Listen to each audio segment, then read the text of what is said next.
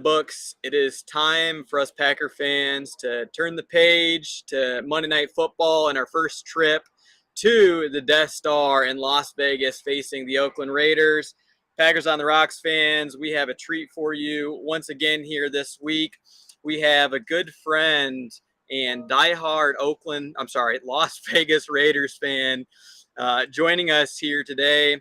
He is a former first team all conference college running back for Olivet Nazarene University.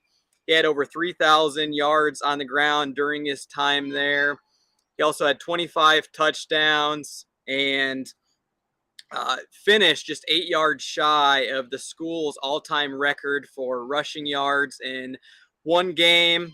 Like I mentioned, he's a good friend of mine and a diehard Raiders fan. We have joining us here today Michael Ho Lewis. Michael, welcome to the show. Thanks, Jordy. Thanks for that intro. Haven't heard those stats in a long time.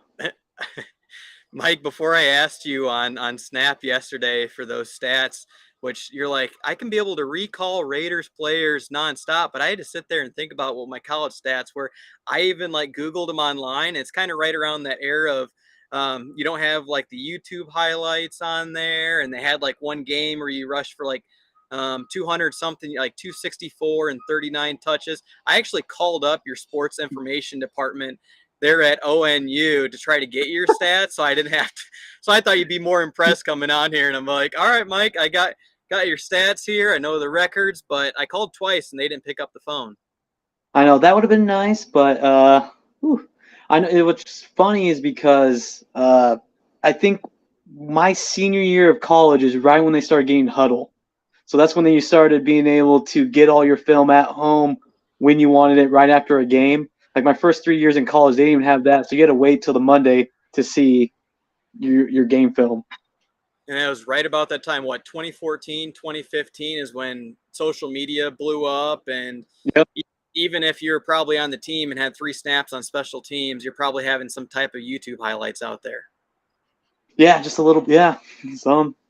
But nonetheless, Mike, the best place for us to start off this Packers versus Raiders preview, and I wish both of us were attending the game coming up on Monday, but I understand that there's a big festival coming into town that you and the family are going to go visit. But the best place for us to start is taking a trip down memory lane. You call the Packers of the West, with how many players have crossed lines between the two, and you date back to Super Bowl II and the Packers back-to-back Super Bowl victories to kick off the Super Bowl era, to then even Reggie McKenzie, who is now the Raiders GM. He was a part of the Packers scouting department and front office at the time. And then thereafter, I mean, the list goes on and on with players with the likes of Charles Woodson and Matt Flynn. You basically have all of the Packers wide receiver corps from the 2010s that have joined the Raiders over the years, to then even Matt Flynn and Keyshawn Nixon more recently, Dallin Leavitt,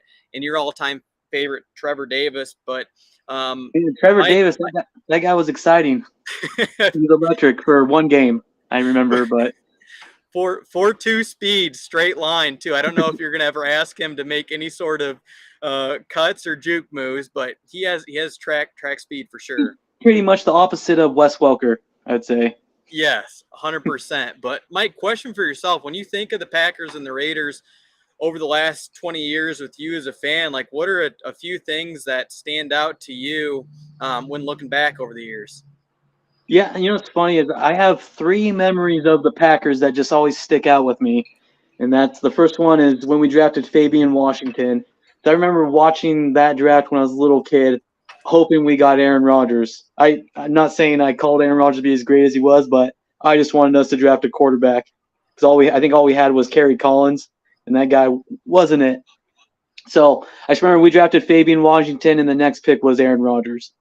So that was brutal. And also the year before, we drafted Iowa product Robert Gallery, who was supposed to be the best tackle ever, one of them, but he ended up having to switch to guard after his second year. So that tells you how good of a tackle he was.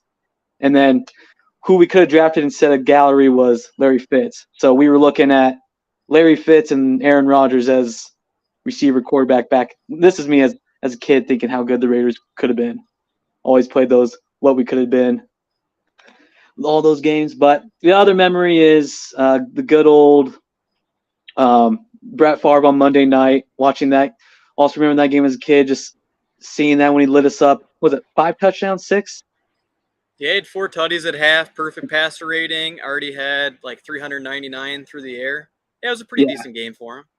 Yeah, that game was brutal. I remember that one really well, or not really, but remember that one. And then the other part I remember is when we were just finally, it was starting to click with John Gruden and Carr.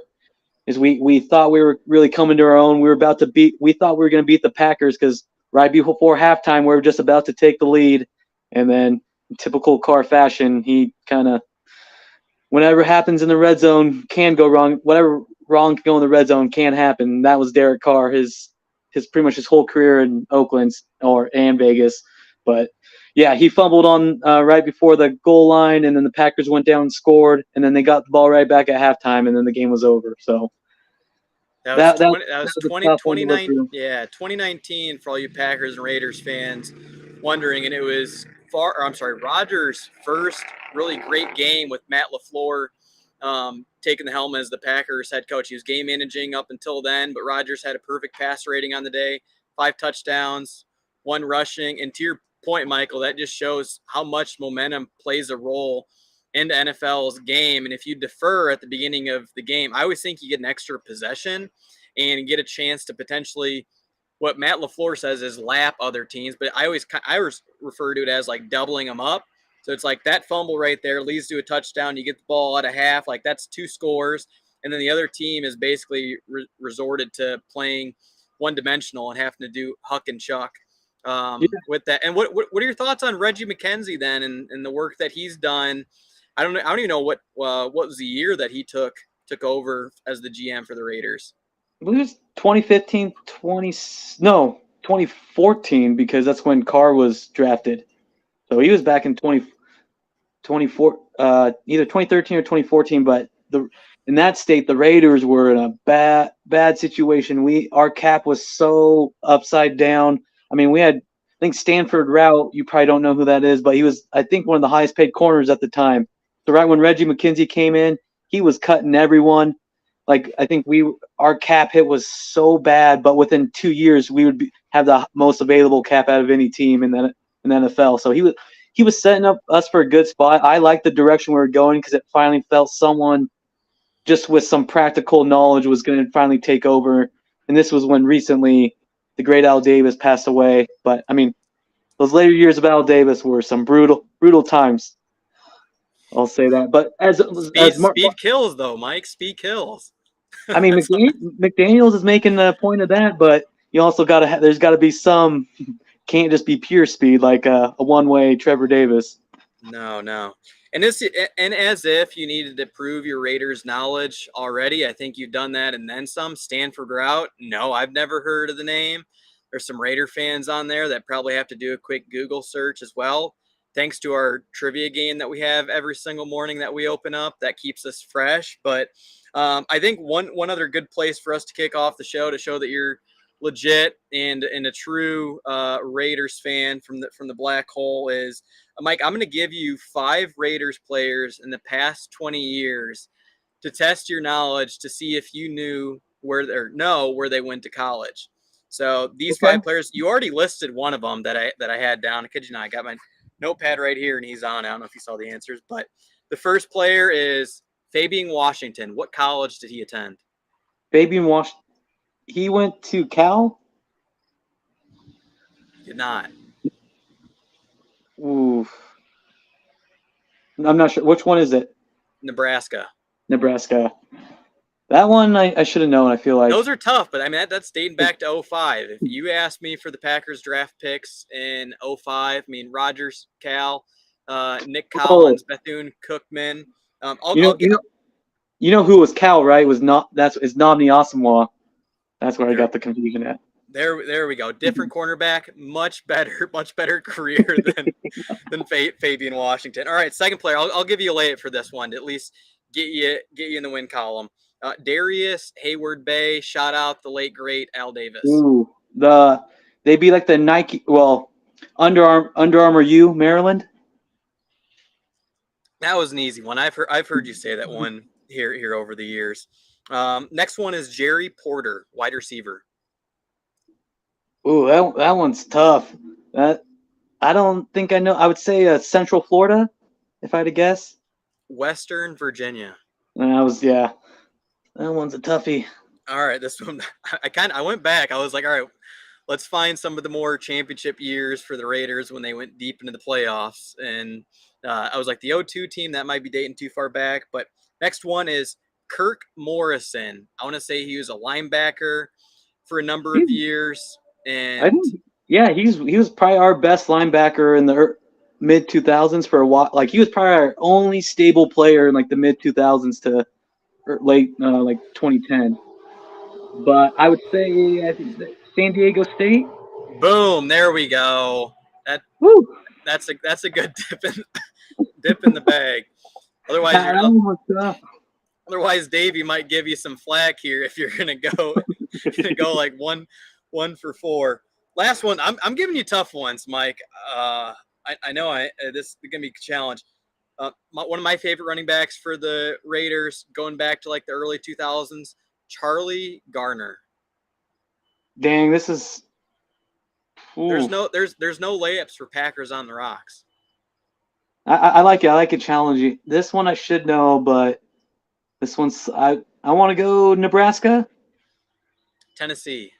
That one. And so you end on a positive note, or end on a positive note here. Amari Cooper.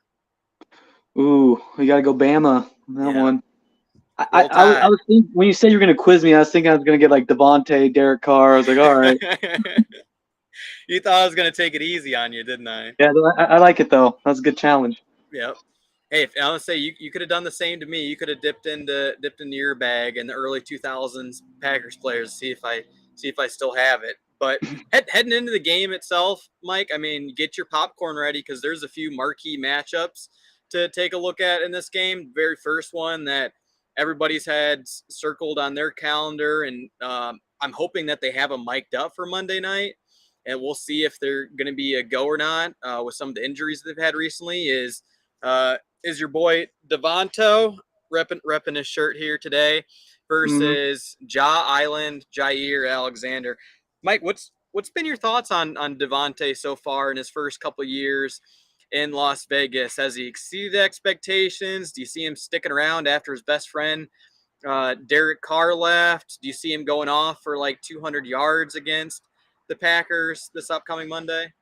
I think the only thing that's limiting Devontae is his quarterback. That guy has been better than advertised. That guy's got the most ridiculous catch radius I've ever seen. That guy can make he's one of the best pure route runners. That guy's got it all. And I'd say the only thing that's stopping him is whoever's at quarterback. Personally, I like Jimmy G. I think he makes he makes quick, fast decisions. The only thing is that anything ball that gets thrown over 15 yards just turns into a duck. Like, I don't know what happened, but his throws from 15 yards and in, they can throw it on a rope. It looks like it has like good velocity, but once it goes over 15 yards, that ball just dies. Starts flailing, kind of like Chad Pennington back in the day. People always gave him a lot of heat. I'm thinking about Chad He's got like a 50-something arm strength on Madden. Yeah, it's.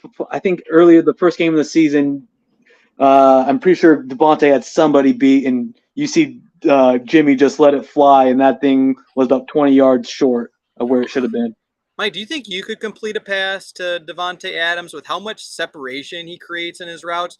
There's some times that like the cornerback's not even in your screen on the television for how much space that he has.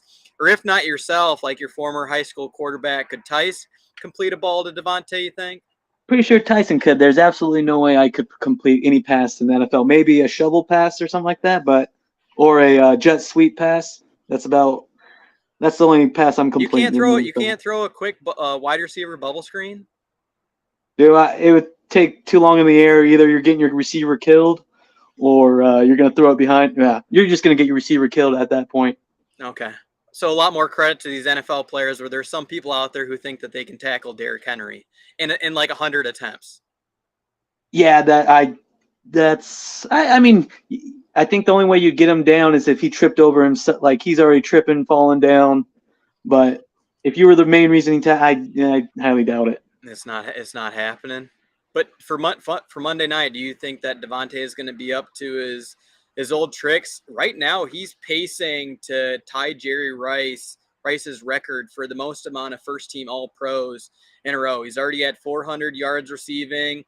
He took it to the Steelers secondary with a $170 receiving yards. Like, what do you see him putting up on Monday night?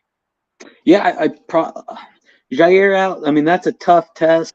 The Packers D's kind of they're not as good as they used to be, right? You'd say that. Not I as think good on paper. That's 100%. I think he'll still have a great game. I bet he goes over 100 yards and a tutty, but I think it also depends on who's at. Jimmy Garoppolo definitely feeds him the ball, but it's still short and medium.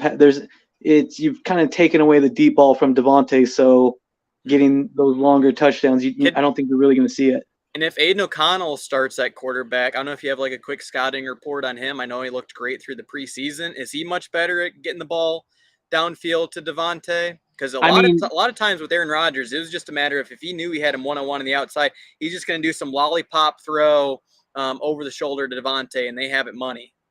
I'll tell you, from what I saw from Aiden O'Connell in the preseason, I love that he was quick, decisive with getting the ball out, and that's pretty much 101 for McDaniel's offense is getting the ball out and quick. But what you saw in that first game against the Chargers, he held on the ball. I mean, granted, it's his first game. He's also a fourth-round guy, so I'm going to cut him some slack. But he definitely held on the ball a lot longer. His pocket awareness isn't where you would want to see. It just there was just the awareness as much as you'd want to see compared to like Jimmy G. But I will say that he's able to rip it down the field much better than Jimmy G. Like, bro, what happened on that game against the Chargers? 6 sacks for your former outside pass rusher and Khalil Mack. I thought he was done for. I didn't know if he had any more juice left in the tank. I know he had like a 4-sack performance or 5-sack performance as a Raider early on his career, and then he comes and gets 6 against your offensive line. I mean, is that like a point of weakness, or is that like Khalil Mack proving to his old team that he still got it? I would say, honestly, it's more of our weakness of our offensive line. I'd say our biggest disappointment this season has been our offensive line. I mean, probably seen it with Josh Jacobs. And we have not had any run game whatsoever because people want to point to Jimmy G's league-leading interceptions at 6. But I feel like the big issue starts up front where we have not been able to run the ball at all. So I think that would help our passing game. It would help, obviously our overall offense, and then it'd keep our defense off the field. Where I think we might have the least time possession on offense out of all. So are you not? Yeah. Do you think that you're not blocking it up very well for Josh Jacobson? Like he doesn't have the holes that he used to? Because I thought heading into this season, like he's kind of like a 2,000-yard candidate as a running back. Like I wasn't even sure he was going to come back this season either. It almost like he got benched last year or something like that. Like, is it just holes or is it him slowing down? What do you think? No, dude, he still looks great. I mean, pretty much yards from 1 to 10. I'd say he's the best running back in the NFL. Just the first 10 yards, he's by far. I mean, he's still getting yards after contact. It's just that he gets hit in the backfield 2 yards back, and he's getting a 1 yard, 2 yard gain when that should be a 4 or 5 if he was at least just not getting hit at the line of scrimmage. And dipping back into like your former running back days for ONU and then for Mountain View as well. Like we're experiencing the same thing for our ground game, and like specifically AJ Dillon. I know that you've spoken highly of him. You're a fan of him as well. He seems to be like overthinking it. I mean, we're not blocking it up for him very well, but he doesn't have that same sort of burst as what he's shown like 2 years ago, and he's not hitting the hole quite like what he used to. It looks like he's overthinking it. Like when you're running back there, Mike, does that has that happened throughout your career as well, where you're just not seeing it quite the same, or what do you think's going on there? Because I personally think that AJ Dillon still has a lot of tread left on the tires. No, for sure. I've always been a big fan of AJ Dillon. I think the biggest thing is definitely confidence. When you lose your confidence at running, you start kind of second guessing, am I trusting like my reads right and everything. You start you lose that initial speed burst that you would normally get. So you're just kind of creeping through the hole. So you don't really get that yards after contact like you would normally would, because you can't really burst through contact because you're playing much slower. Yeah, I honestly had that when I broke my foot in college. When I coming back, I was just not confident in my foot, so I was much more because my best part of my game was reading blocks and my vision, but without my explosiveness to go with I made my seem like my vision wasn't as good.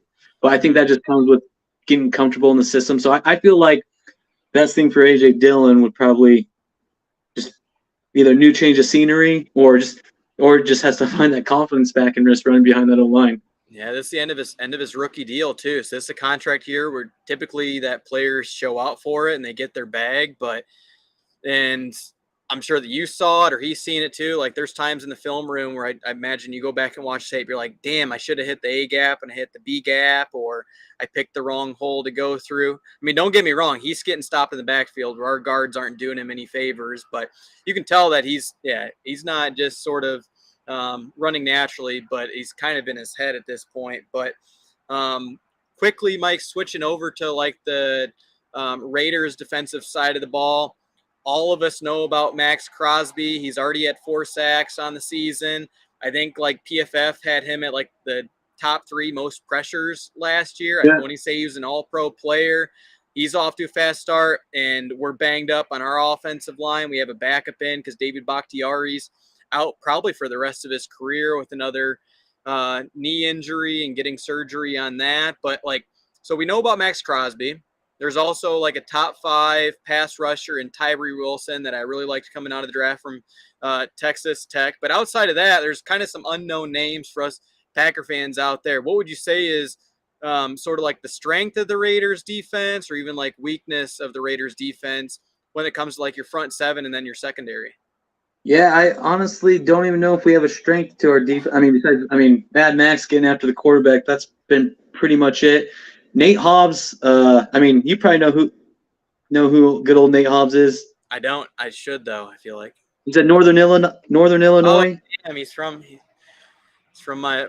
But before last year, before he got hurt, he was playing like a top corner, and then this last game he was out. But he's definitely he's a stud. He was drafted by the old Mayock regime where they really. I feel like he was a big hit. I know the Mayock Gruden regime gets a ton of crap for all the draft picks that they missed, but I feel like they deserve some credit for the ones that they hit on. What year was Hobbs drafted? Believe 2020. Okay, yeah, I stopped following Maction and IU football after about 2015 when I left, and then we kind of went downhill after that. But hey, shout out Huskies there. All right, so Nate Dobbs is somebody who's doing pretty well. And anybody else that we need to have on our radar? Jacorian Bennett's a nice corner. He's still raw, but that guy is fast. He's a corner from good old Maryland. And then Divine Diablo, he's just a safety converted linebacker. So he'd be like a Mark Barron type. And he flies around, makes plays. Spillane, another linebacker from Pittsburgh that we got this year. That guy, first 2 games, he was just all over the place. Last game, he wasn't as much, but he's still pretty solid, I'd say. And then, talk about Tyree. That guy, I think most of his issues that people are complaining about is that he's coming off an injury still, a pretty big foot injury. So I would say you got to give him a full year and a full offseason to really kind of – people want to bring up the B word, but I'm not there yet. No, I always say you got to give players at least 2 or 3 years. Look no further than Rashawn Gary for the Packers. He didn't really come into his own until like his 3rd year in the league, 2nd year in the league. You saw sort of glimpses of it, but it takes time for these pass rushers to actually develop pass rush moves. And you turn on the tape for him in college, I'm like, this guy looks like the freak Javon Curse from the early 2000s. But yeah, it takes these guys a little bit of time. And I know we're bumping up here against time, Mike. 2 other quick sort of rapid fire questions for you. And I know you called this like a backhanded compliment. And it's true, but it needs to be asked. Mike, I'm sorry. I have no one else really to turn to, I mean, I guess I could ask our Bears fans, but like, we're in uncharted territory, Mike, here as Packers fans. Like my whole lifetime, we went from Brett Favre to Aaron Rodgers, and now Jordan Love, who looks like to be a pretty competent quarterback. So we've been incredibly spoiled and playoffs so many years. We missed the playoffs maybe like 3 or 4 times since I've really been watching. Like I saw a prime example of our fans already starting to curdle and waver a little bit on Thursday night against the Lions at Lambeau, and fans booing our team at halftime, and there was already a lot more blue in the crowd than green. Like, do you have any sort of advice for Packers fans? I mean, from knowing you, like you've stayed pretty upbeat and positive about the Raiders since I've known you, and I know there's been a lot of tough years. Like, what advice would you have for our fan base when things aren't likely to, be looking towards a Super Bowl anytime soon? So pretty much what you're saying is we've been great this whole time. The Raiders haven't, so we might not be good. So how do you get past those dark days? Yes. That's Yeah. another way. That's another way to put it. I was trying to gloss it up. Well, I've taken this advice many times from my other Raiders fans. They just say have no expectations, and then anything good that happens, that's a plus. Set the bar really low, and four wins or any wins, we're gonna be exuberant about. Mm-hmm. That's what I mean. I'm always under the impression you need to give a coach 3 to 4 years. You always give them 3 to 4 years to get their guys in, to get what they want, and to build their system. But man, this I'm almost ready to pull the plug on the Josh McDaniels experiment already. And I will say this: I thought that was one of the best hires you could have had in Raider history too. But it is not looking good. He's not even a year and a half in as the Raiders head coach either. I know, that's a really short leash. He took a playoff team and has turned them into a team that just cannot execute in the crunch time, and they just any way they can lose a game, they find a way how to, except if Jacoby Myers is playing for the other team. They have what every single Super Bowl coach says when they're on the podium. The Super Bowl teams have resolve, or this is the most resilient group of men I've ever been around. You're saying that the Raiders aren't really responding to Josh McDaniels and having that fight in the dog? I would say so, yeah. You just have a feeling that people. I mean, I think when they did like a player survey, he was the least coach that anybody wanted to play for. Ooh, they did have. Yeah, I really like those surveys that came out, and they talked about like what are the best facilities, who has the best diet, strength and conditioning, et cetera, et cetera. And then last question for you, Mike, not to put you on the spot, but I know there's going to be some gamblers out there and people with their parlays and whatnot. What's your score prediction for Monday night? Oof. Whatever Vegas has, go the opposite. If Vegas favors the Raiders, bet against them, and then if Vegas has them as the underdog, you bet that they're going to win the game. I've found that for some reason Vegas always has it wrong about Vegas. Okay, so what do you know who's favored in this game yet, or you haven't taken a look? I haven't taken a look yet, but I would guess probably the Packers. I would say. Okay. But yeah. Once I see that score, I'll give you. But I'll say Packers 21, Raiders 14. Okay, really low scoring ball game coming from Mike, and I'm gonna go with 28-24. Packers win. I will say Josh Jacobs gets back on track, has over 100 yards on the ground. Devontae Adams, same thing. Jordan Love sort of redeems himself from a tough performance against the Lions in the first half, a little bit faster start for the Packers offense. But yeah, I'm going 28-24 Pack. And with that being said, Mike, any parting words for the Raiders fans, the black hole out there? Throw up the O. Let's see. Well, let's go get Lincoln Riley and Caleb Williams. Right. Oh, yeah. Caleb Williams, he said that he's only going to play for 5 teams. Is the Raiders on his list? I saw that the Raiders were on his list. I'm just kidding. I don't know if you could tank that hard. I don't know if we'll be the number 1 pick, but I would say just hopefully we can get that run game going. I think that would honestly solve a lot of our problems, and we might be able to turn. That's me looking more optimistic is you get that run game turned around. I think you'll see our defense play better in the whole. Well, And we then haven't actually had really we haven't change had the balloon.